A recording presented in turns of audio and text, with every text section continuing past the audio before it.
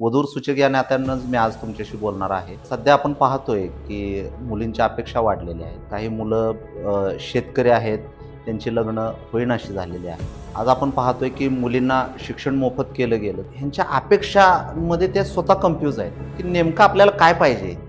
हेच समजेनासं झालेलं आहे. गुणांच्या विषयाकडे का वळतात लोकं? गुणांच्या विषयाकडे वळणं चुकीचं आहे. वाद किंवा विसंवाद जो आहे, तो आता चालू झालाय. तो तुमचा एकमेकांशी तुम्ही एकरूप नसल्यामुळे तू शेतकरी मुलगा जरी बघितलास तरी तुला तेच करायचं आहे. तर स्वतःचं क्लिनिक त्याच्यासाठी ती पार्टी पण तशी सपोर्टिव्ह आहे, की बाबा तुला पाहिजे तिथं चांगल्या पद्धतीचं आपण क्लिनिक काढून देऊ शकतो. नमस्कार, मी सोमनाथ बाळासाहेब पाटील. माझं गाव कौलापूर, तालुका मिरज, जिल्हा सांगली. सध्या भाग्योदय वधूवर सूचक केंद्र तसेच भाग्योदय ज्योतिष कार्यालय आपल्या उरुणी इस्लामपूरमध्ये मी चालवतोय. तर आपल्या या सांगली टॉकमध्ये आज मला बोलण्याची संधी मिळालेली आहे.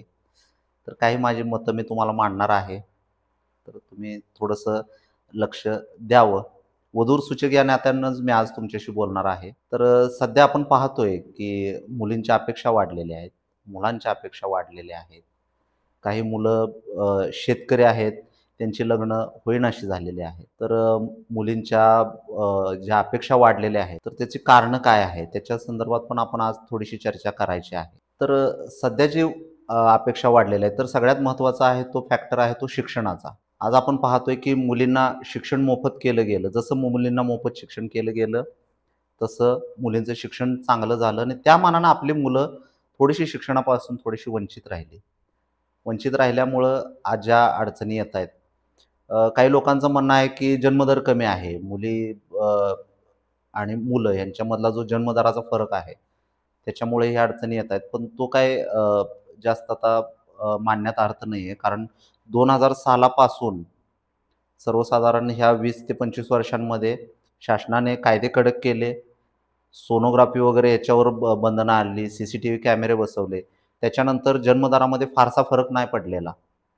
जो फरक होता तो 1995 पूर्वी होता. त्याच्यानंतर एवढा फरक नाही पडलेला. आणि जी आता रखडलेली लग्न जी आहेत, ते 95च्या मागचे आहेत. ते मुलं असतील किंवा मुली असतील. ती अपेक्षांमुळं पण रखडली आणि काही मुली जन्मदर कमी असल्यामुळं, मुलींची संख्या कमी असल्यामुळं त्या मुलांची लग्न राहिलेली आहेत. 95 नंतर फारसा विषय तो येत नाहीये. पण 95 नंतर आता काय परिस्थिती झालेली आहे, आता जी मुलं लग्नासाठी इच्छुक आहेत किंवा मुली लग्नासाठी इच्छुक आहेत, तर ह्यांच्या अपेक्षांमध्ये ते स्वतः कन्फ्यूज आहेत, की नेमकं आपल्याला काय पाहिजे? हेच समजेनासं झालेलं आहे. कारण आज मी काम करत असताना समजा एखादी मुलगी माझ्याकडे आलेली आहे, मुलींचे पालक माझ्याकडे येतात, की सांगतात, "बाबा माझी मुलगी पुण्याला जॉबला आहे. तिला एक 5-1 लाखाचं पॅकेज आहे आणि आम्हाला मुलगा पुण्यामध्ये जॉबला असणारा हवा आहे." हां, ही ठीक आहे. ही कॉमन अपेक्षा आहे. आता मुलगी स्वतः जॉब करते, शिकलेली आहे. तिची ही अपेक्षा रास्त आहे, की मला पुण्यामध्ये जॉबला असणारा मुलगा हवा आहे.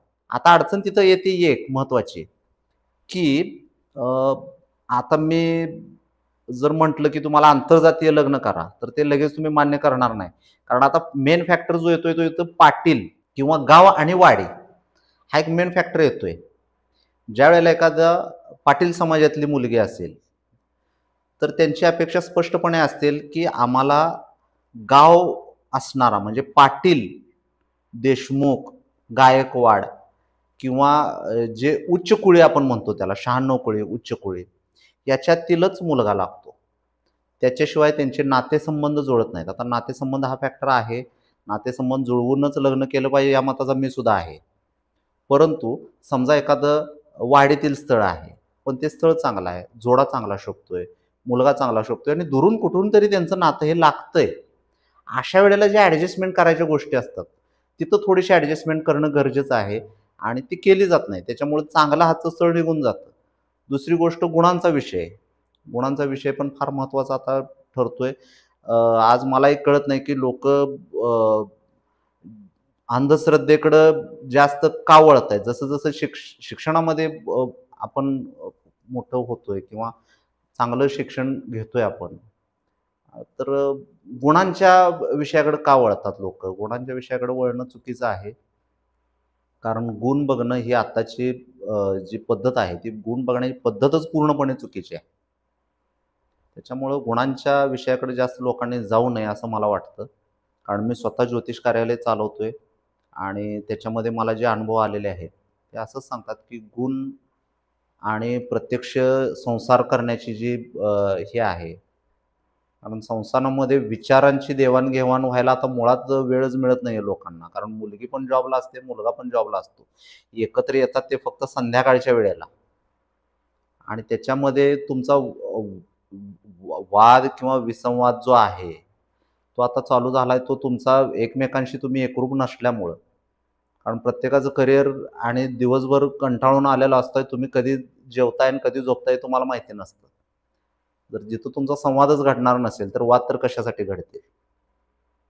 ह्याही गोष्टी महत्त्वाच्या आहेत. त्यामुळे गुण वगैरे हा फॅक्टरपेक्षा आपला मुलगा कसा आहे, मुलगी कशी आहे, जोडा कसा शोभतोय. आता जोडा हा शब्द मी का वापरतोय? तर निरोगी संततीसाठी ते फार गोष्टी गरजेच्या आहेत, हे लक्षात ठेवा. आता थोडासा विषयाला मी बगल देऊन सांगतो. कारण आज ह्या आपण जर बघितलं, तर ह्या 30 ते 40 वर्षांमध्ये आपला पूर्ण हिंदू समाज व्यवस्था जी आहे, ते पोखरण्याचं काम केलं गेलंय पद्धतशीरपणे अगदी. जे तुमच्या लक्षात येईना झालेलं आहे, की कशा पद्धतीनं तो पोखरला चाललाय. आणि जी जन्मदराची जी आपली संख्या आहे मुलांची किंवा मुलींची किंवा मूल जन्माला घालण्याचे जे आता 2-3 प्रत्येकाला मुलं ही पूर्वी होती. आता एक मुलगा किंवा एक मुलगी त्याच्यावर आता लोकं ऑपरेशन करायला लागले. परंतु हे पूर्णपणे जे चाललेलं चक्र आहे, हे तुमचा पूर्ण धर्म असेल किंवा ही तुमची समाज व्यवस्था असेल, हे तुमचे पूर्णपणे नष्ट करण्याचा जो प्रकार चालू आहे. आणि याला फॅक्टर जो आहे, तो तुमचा अतिशिक्षण किंवा जे आपण काय म्हणतो त्याला अति अपेक्षा आपल्या, ह्या तिथं कारणीभूत ठरतायत. तर आपण त्याच्यामध्ये न अडकता जोडा चांगला शोभणं, लग्न लवकर करणं. सर्वसाधारण 25 पर्यंत लग्न हे मुलाचंही व्हायला पाहिजे आणि मुलीचं वय वर्ष 18 हे आपल्याला शासनानं घालून दिलेलं जे वय आहे, 18 नंतर लग्न हे मुलीचं झालंच पाहिजे. कारण लवकर लग्न झालं, लवकर संतती झाली, तर संतती एकतर निरोगी होते. दुसरी गोष्ट ती मुलगी त्या जी संतती झाल्यानंतर जी तिचे शरीरामध्ये जे काय म्हणतो आपण त्याला, की बदल होतात किंवा थोडीशी ती अशक्त होते, तर तिला रिकव्हर व्हायला वेळ मिळतो. जर लग्नच जर 25 नंतर झालं, तर संततीला एकतर वेळ होतो. संततीला वेळ झाल्यानंतर त्यातून ती आई त्या लवकर रिकव्हर होत नाही. शरीराची जी ठेवण तिची व्हायला पाहिजे फास्टमध्ये किंवा रिकव्हरी जी शरीराची व्हायला पाहिजे संतती झाल्यानंतर, ती रिकव्हरी चांगल्या पद्धतीने होत नाही. आणि आता जे आरोग्याच्या दृष्टिकोनातनं ज्या सगळ्या गोष्टी आता उद्भवत आहेत, म्हणजे मुलीचं वात वाढणं असेल किंवा बाकीच्या ज्या संतती झाल्यानंतरच्या ज्या गोष्टी आहेत किंवा सिझेरियनची पद्धत, नॉर्मल डिलिव्हरी आता हा विषय जवळ संपुष्टात आलेला आहे. कारण नॉर्मल डिलिव्हरी ही कधी होते, जर 25च्या आत शक्यतो जर संततीचा प्लॅन असेल लोकांचा, तरच नॉर्मल डिलिव्हरीचा विषय येतोय. कारण ह्या धकाधकीच्या जीवनात नॉर्मल डिलिव्हरी हा विषय राहिलेलाच नाही.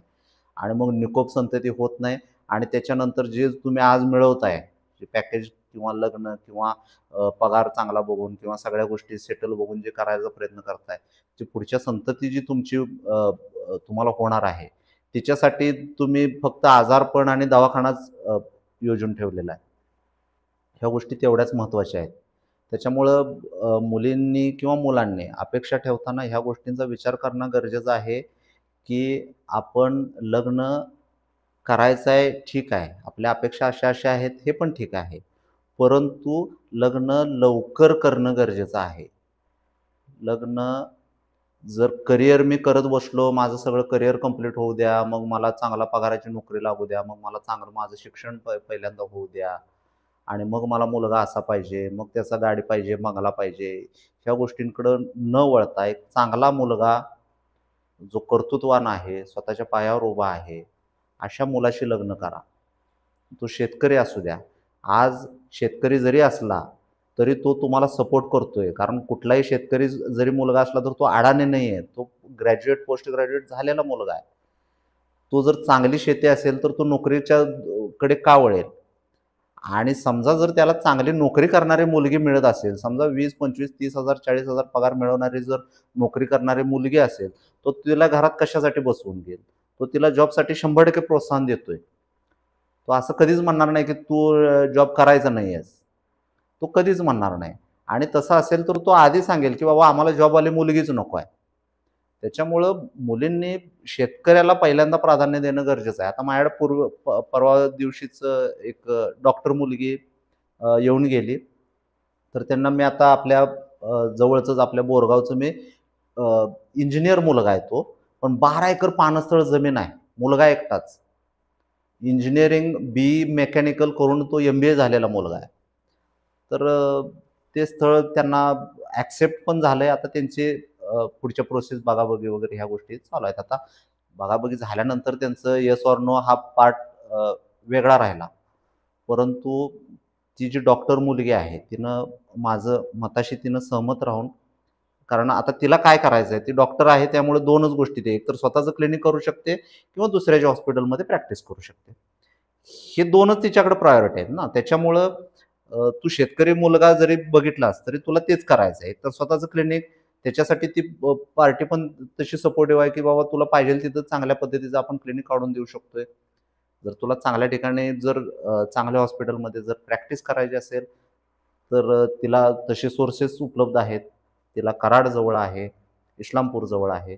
तर ह्या गोष्टींचा सगळा तिनं पॉझिटिव्ह विचार केला आणि त्या मुलासाठी ती आज पॉझिटिव्ह आहे. तर अशा पद्धतीनं प्रत्येकानं ह्या गोष्टींकडे लक्ष दिलं पाहिजे. दुसरी गोष्ट मंगळदोष किंवा ह्या ज्या गोष्टी आता अडचणीच्या ठरत आहेत, तर तुम्हाला मी एक उदाहरण एक 4-5 वर्षापूर्वी घडलेली घटना मी तुम्हाला सांगतो. 4-5 वर्षापूर्वी काय झालं, मी एक आमच्या जवळचाच मुलगा म्हणजे आमच्या अगदी गावचा कोल्हापूरचाच मुलगा. त्याला पॅकेज वगैरे त्यावेळेला चांगलं होतं. मुलगी आपल्या वाळवा भागातली. आम्ही स्थळ बघितलं. ज्यावेळेला गुण बघितले गेले, त्यावेळेला गुण बघायची अजून पण पद्धत आहेच. 28 गुण काहीतरी मुलाच्या वडिलांनी मला सांगितले, की "बाबा हे गुण 28 जुळतायत आणि आपण हे स्थळ बघूया. मुलगी पण आम्हाला पसंत आहे." मुलगी पण इंजिनिअर होती. ती पण जॉबला पुण्याला आहे. तिला पण एक 5-6 लाखाचं पॅकेज. मग झालं काय, स्थळ बघाबघी झाली. बघाबघी झाल्यानंतर पसंती झाली. सगळ्यात महत्त्वाचं पसंती. दोघांचीही पसंती झाली. पसंती झाल्यानंतर अगदी बैठक घ्यायचं ठरलं. बैठकीची तारीख जवळ आली. बैठकीची तारीख जवळ आल्यानंतर झालं काय, की मुलीचे वडील कुठेतरी गुण बघायला गेले. गुण बघायला गेले आणि मला त्यांचा तिथून फोन आला, की "पाटील तुम्ही आम्हाला फसवलं." बरं. म्हणलं मग फसवलं म्हणजे नेमकं काय झालं सर? तर अहो त्या मुलाला मंगळ आहे म्हटले. मुलीचे वडील तसे म्हटल्यानंतर मंगळ आहे मग तुम्ही पूर्वी गुण बघितले नव्हते का सर? तर नाही म्हटले, आम्ही तुमच्यावर विश्वास ठेवला. बरं ठीक आहे म्हटलं, मी पत्रिका बघतो आणि तुम्हाला कळवतो. मी दोन्ही पत्रिकांचा अभ्यास केला तर मुलाला सौम्य मंगळ होता. पण तो मंगळ मांडण्याची काही आवश्यकता नव्हती. कारण सर्वसाधारण आता मुलाचं वय 27, 28, 25 त्याचं वय होऊन गेलं होतं. त्यामुळे जो कुमारावस्था जी मंगळाची दोषाची असते ती निघून गेलेली होती. त्याच्यामुळे त्याच्याही दोषाचा संबंध नव्हता. दुसरी गोष्ट मुलीची पत्रिका ही मुलाला जाब होणारी होती. म्हणजे जी मंगळाला पत्रिका चालते अशा स्वरूपाची त्या मुलीची पत्रिका होती. त्याच्यामुळं मी काय केलं, मी सरळ माझ्याकडे जे काही मंगळाच्या संदर्भातली पुस्तकं किंवा ग्रंथ माझ्याकडे जे होते, ते घेतले, सरळ मुलीच्या घरी गेलो. मुलीच्या घरी गेल्यानंतर त्यांना एक रेफरन्स बाय रेफरन्स, की बाबा ह्या पत्रिकेमध्ये कुठल्याही मंगळाचा दोष लागत नाही. हे स्थळ तुमच्या मुलीसाठी 100% चांगलं आहे. हे त्यांना मी अगदी स्टेप बाय स्टेप अगदी रेफरन्सेस देऊन सगळ्या गोष्टी, मुलाचे वडील पण तिथं होते, मुलीचे दोन्ही भाऊ पण तिथं होते. त्यांनी हे सगळं माझं ऐकलं. ऐकल्यानंतर त्यांना मी सांगितलं, "आता इथून तुम्ही आत्ताच्या आत्ता तुम्ही निघायचं. जेवढे काय आपल्या पंचक्रोशीत वधूवर जे ज्योतिष कार्यालय असतील, प्रत्येक ठिकाणी तुम्ही पत्रिका दाखवायला जावा." आता ह्या उदाहरणाचा एक तुम्हाला मी बेस सांगतो. ज्यावेळेला ते सगळे जवळ-जवळ 8 ते 10 लोकांच्याकडे त्या दिवशी पूर्णपणे जाऊन आले आणि संध्याकाळी मला मुलीच्या वडिलांनी फोन केला. "पाटील मी आता कन्फ्यूज झालो." म्हटलं, "काय झालं सर?"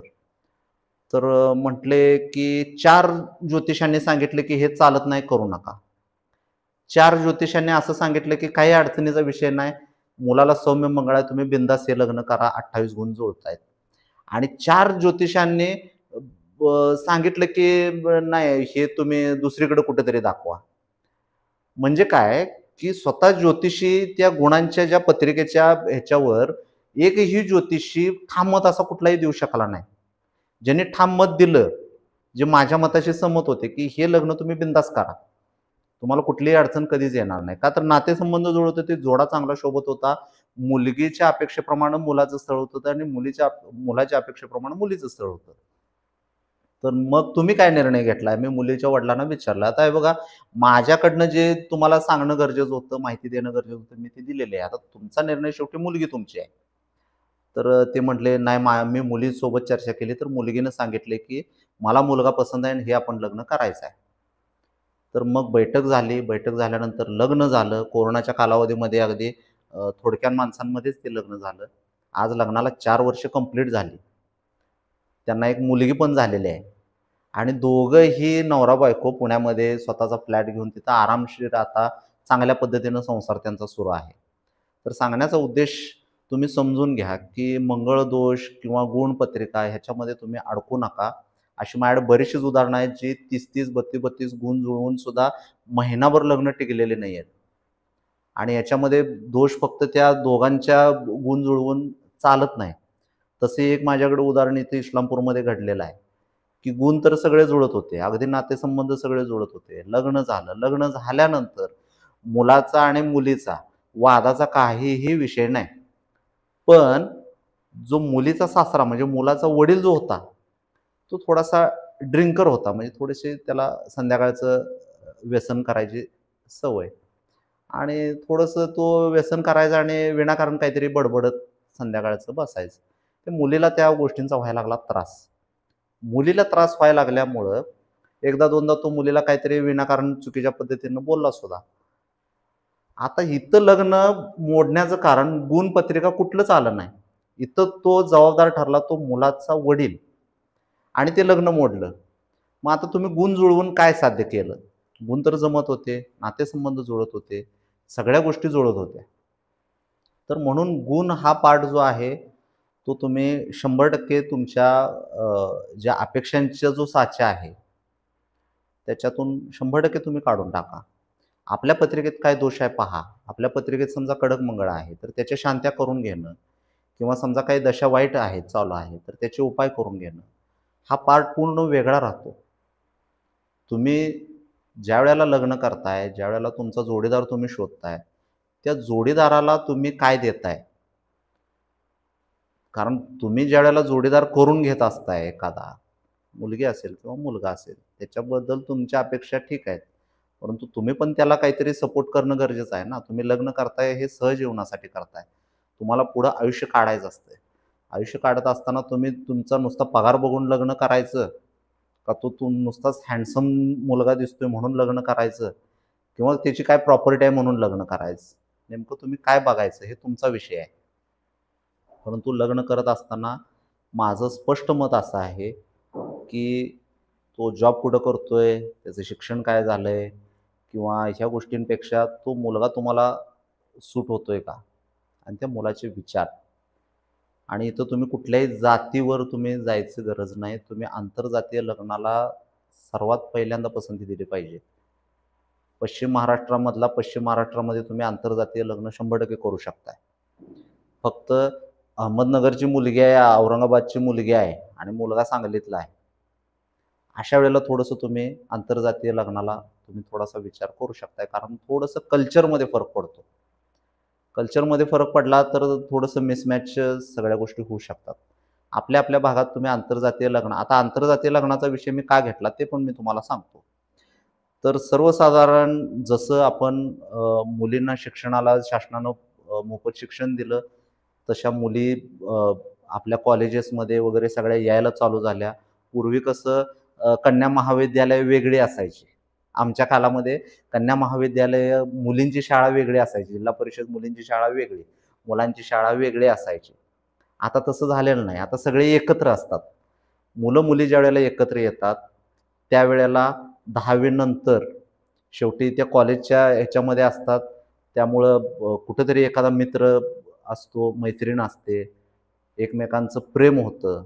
प्रेम झाल्यानंतर त्यांचे विचार जुळतात. ते एखाद्या कुठल्यातरी एका विशिष्ट शिक्षणामध्ये शिकत असतात. त्यांना वाटतं की बाबा हां, आपण एकत्र राहू शकतोय. अशा वेळेला लव्ह मॅरेजचं प्रमाण वाढलेलं आहे. लव्ह मॅरेजचं प्रमाण वाढल्यामुळं ते काय कुठल्या जातीचं आहे, कुठल्या याचा आहे आपण बघत नाही. तो कास्टमधला आहे काय दुसऱ्या कास्टचा आहे, हे आपण नाही बघत. अशा वेळेला थोडंसं मग मुलाच्या किंवा मुलींच्या पालकांच्याकडनं दबाव येतात. मग असं न करता जर ते स्वतः एकरूप झाले असतील, जर त्यांना मार्ग त्यांचा जर सापडला असेल, कारण आता शेवटी ते शिकलेले असतात, स्वतः पायावर उभे असतात, तर त्यांना आपण सपोर्ट केला पाहिजे. आता बरीचशी अशा अडचणी झालेल्या आहेत, की मुलीच्या पालकांना माहिती असतं सगळं, की बाबा आपलं मुलं कुठल्यातरी मुलावर प्रेम आहे मुलीचं.